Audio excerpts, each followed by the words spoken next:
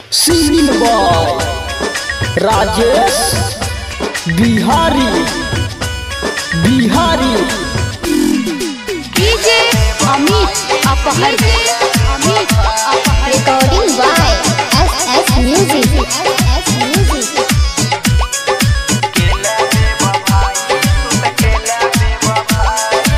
Music director Sunil Sawariya. केला बेवफाई तू तो केला बेवफाई गे जान गे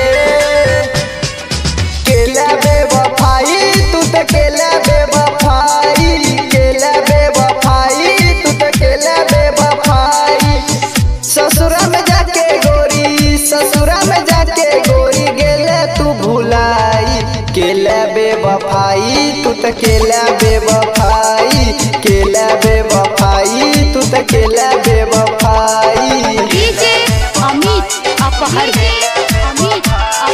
रिकॉर्डिंग बाय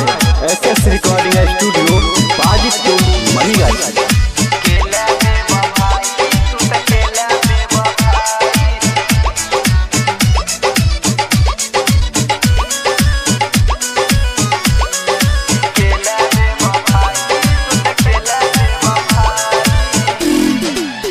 बचपन से करे छलियो तोरा से प्यार गे दिन रात रोहे छले दिल के पास गे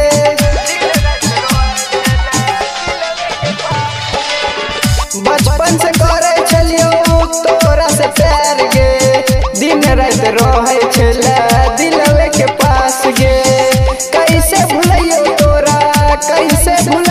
तोरा गेले तू भुलाई केला बेवफाई तू तो केला बेवफाई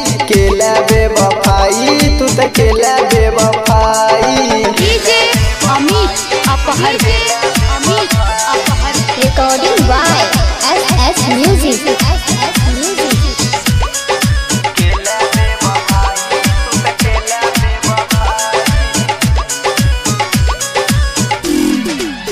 दिल तू लगा के जा दूसरे के साथ गे राइटर दिलीप के तू छलही न खास गे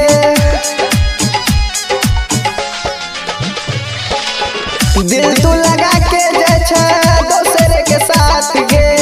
राइटर दिलीप के तू छलही न खास गे कोई छोड़ा देश बिहारी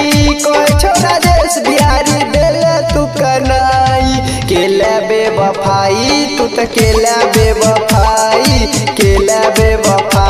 तू तो केला बेवफाई। डीजे अमित अपहर